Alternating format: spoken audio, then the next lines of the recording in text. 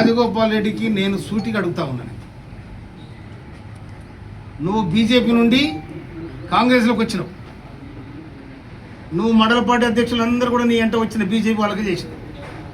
కాంగ్రెస్ పార్టీని పతనం చేయడానికే నువ్వు కాంగ్రెస్ పార్టీ నుంచి ఒక దళితుడైన బట్టి విక్రమార్క సిఎల్పి లీడర్ ఉంటే నువ్వు దాన్ని భరించలేక ఓర్చుకోలేక నువ్వు పోయి బీజేపీతో లింకు కట్టి బీజేపీతో కాంగ్రెస్ పార్టీని బొందబెట్టాలని బీజేపీ తరఫున నువ్వు మునుగోడులో బీజేపీ తరఫున పోటీ చేస్తే ఓడిపోయినావు.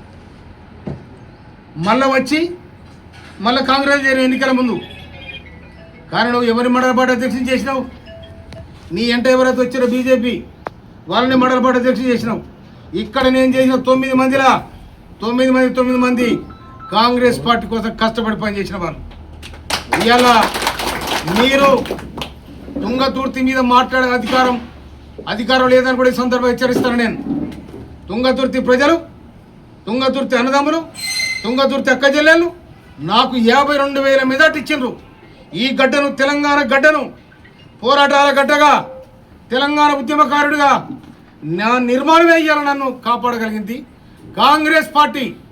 నిటారుగా నిలబడ్డ ఒక ఉద్యమకారుడికి టికెట్ ఇస్తే గెలుస్తాడు, మనకు సీట్ వస్తుందని చెప్పి కాంగ్రెస్ పార్టీ ముఖ్యమంత్రి రేవంత్ రెడ్డి గారు, గవర్నర్ ఉత్తమ్ కుమార్ రెడ్డి గారు ఆలోచన చేసి నాకు టికెట్ ఇవ్వడం జరిగింది.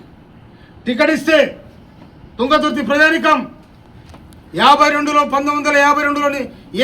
ఏర్పడిన తుంగతుర్తి నియోజకవర్గంలో ఎవరికి కూడా ఇంత మెదడు రాలే. ప్రజలు నాకు ఇచ్చారు. ఎందుకు ఇచ్చారు?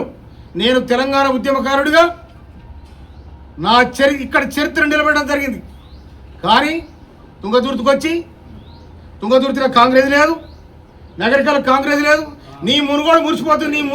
నీ మునుగోడు మొత్తం మురికి అయింది. ఆడ చూసుకోపోరి, ఆడ నీ చక్కదనం చూసుకోపో, నువ్వు కడుక్కో, నువ్వు చూసుకో. మాదిగోల సీట్లే అట్టినాయినాయా? మాదిగోల నియోజకవర్గాలు ఖరాబ్ అవుతున్నాయా? మాదిగోళ్ళు అంటే నీకు అంత హీనంగా ఉన్నావా? మళ్ళీ ఒకసారి మా నియోజకవర్గాల సైడ్ కానీ మా సైడ్ కానీ వస్తే మర్యాద దక్కదని కూడా హెచ్చరిస్తా ఉన్నా నేను. ఈరోజు మంత్రి గారు మీరు ఎంపీలు అయింది జ్ఞాపకం మర్చిపోయింది. ఆయన మంత్రికి మెడల్ ఖరాబ్ అయింది. మెడల్ ఖరాబ్ అయ్యి ఇక్కడ ఎమ్మెల్యేలు వేయడానికి ఆయన జ్ఞాపకం పాపం మర్చిపోయాడు. అంటే వీళ్ళకు ఎస్సీ నియోజకవర్గం అంటే లెక్కలేదు అన్నట్టు, అహంకారం అన్నట్టు. ఎస్సీ నియోజకవర్గం అంటే అహంకారము. మీ అహంకారపూరితమైన రాజకీయాన్ని సాగు దెబ్బ కొడతామని కూడా హెచ్చరిస్తాను నేను. మా దప్పులు మోగుతాయి, మా దండలు లేస్తాయి. మా జోలికి వస్తే రాజకీయ సమాధికి మేము దప్పులు కొడతాం. మీరంతా మీరు ఉండండి, మా అంతరం మానండి. మా గౌరవాన్ని మీరు చిన్నతనం చేస్తే అంతకడి చిన్నతనం చేస్తాం. తుంగతుర్తి మోత్కూరులో 2 కిలోమీటర్ రోడ్డు కోసం 100 సార్లు తిరిగినా ఆర్మీ మినిస్టర్గా నువ్వు ఏం చేసినావు చెప్పు? ఏం చేసినావు? శవాల పేరు మీద రాజకీయాలు చేస్తారా? మొన్న వచ్చా నీ తమ్ముడు మాట్లాడిపోతాడు, ఇయ్యాల వచ్చా నువ్వు వస్తావు. ఇక్కడ ఎమ్మెల్యే ఉండడం సోయలేదా? ఇదేనా కాంగ్రెస్ పార్టీని మీరు రక్షించేది? ప్రధానమంత్రిని రాహుల్ గాంధీని ప్రధానమంత్రి చేస్తానంటారు. రాహుల్ గాంధీని ప్రధానమంత్రి చేసేది కడుపుకాలే రైతాంగం, కష్టజీవులైన దళితులు, చిన్నకారు సన్నకారు రైతులు, పేదలైన అగ్రకులాలు. వీళ్ళు కాంగ్రెస్ పార్టీ రావాలని ఆలోచన చేస్తారు తప్ప మీరు ఒక వ్యక్తిని, ఒక వ్యవస్థను, ఒక వర్గాన్ని.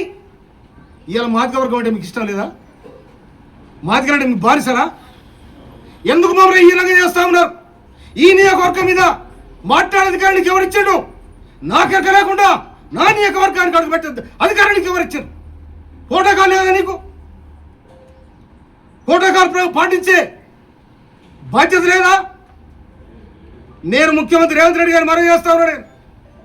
ఇదే తాగుద్దా? మీరు సమాధానం చెప్పాలి. పిసిసి అధ్యక్షుడు మహేష్ కుమార్ గౌడ్ గారికి నేను అప్పీల్ చేస్తా ఉన్నా. పార్టీ విధానం ఇదేనా? బట్టి విక్రమార్క గారు మనవి చేస్తా ఉన్నా నేను. ఇదేనా మా ఎస్సీ నియోజకవర్గాలలో మాకు జరిగే అవమానం? ఇదేనా మా నియోజకవర్గమేనా? ఏం చేశారు మీరు? నేను మీనాక్షి నటరాజన్ ఈ రాష్ట్ర ఇన్ఛార్జ్ గారిని మనం చేస్తున్నా నేను. మా మీద వివక్ష జరుగుతూ ఉంది.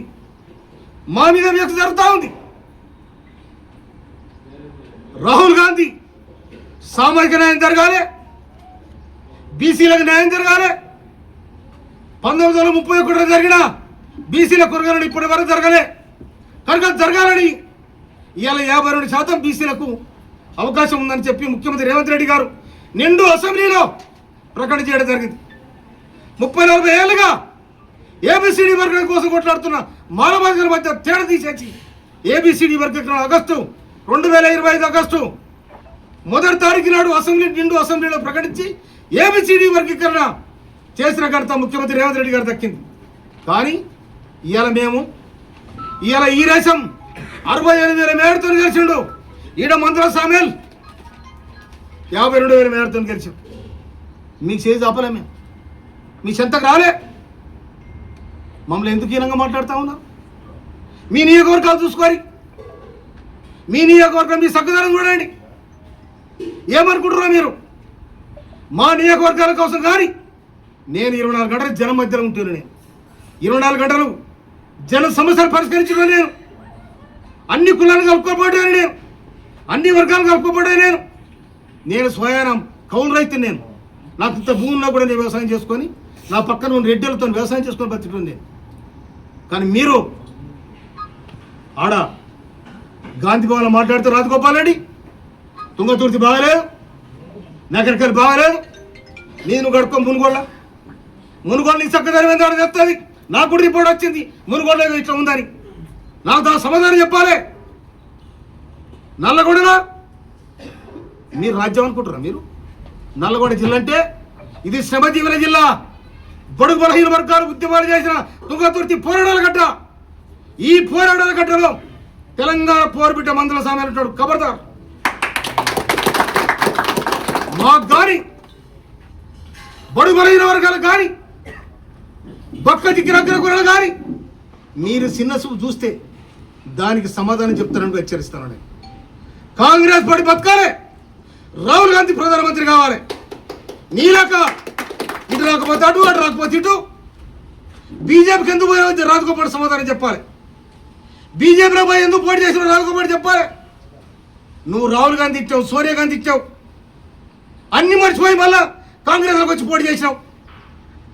కాంగ్రెస్లోకి వచ్చి పోటీ చేసి నికార్సైన కాంగ్రెసు, మా కాంగ్రెసు అంటే వీళ్ళంతా ఎవరు? ఈ సర్పంచులంతా ఎవరు? ఈ కార్యకర్తలు ఎవరు?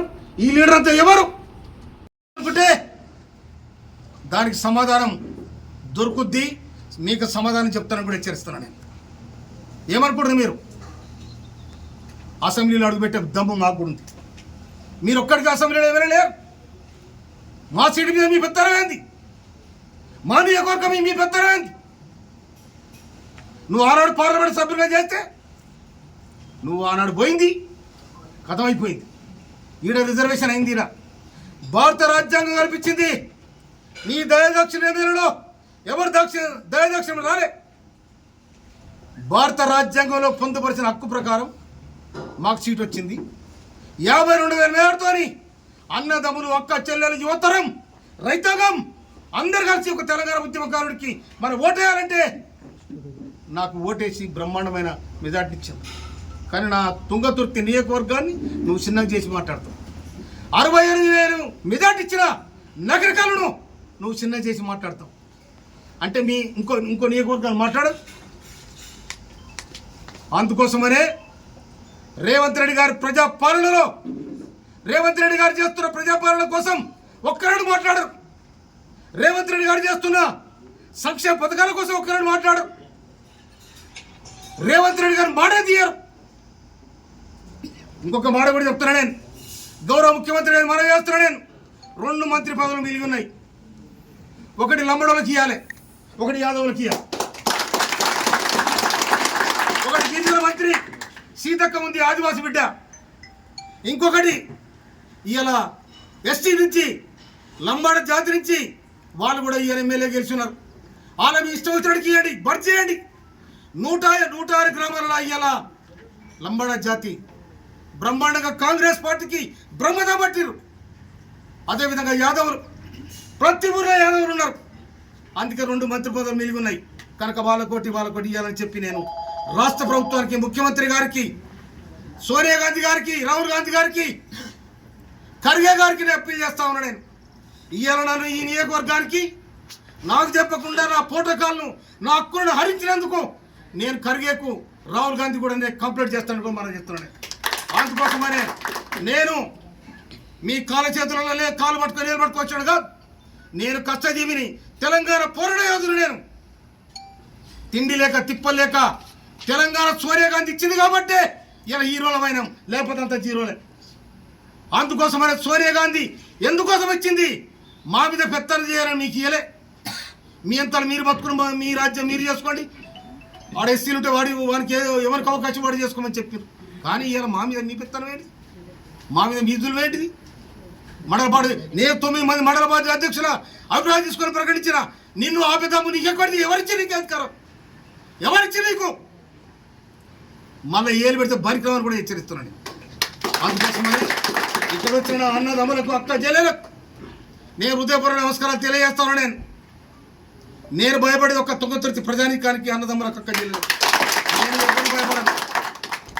నాకు ఓట్లేసి నాకు బ్రహ్మరథం బట్టి మా మందిర సమయంలో ఇవాళ నేను లంబడి తండలు పోతే అక్క చెల్లెలు నాకు ఆరదు బట్టి అన్నం పెట్టే సందర్భాలు.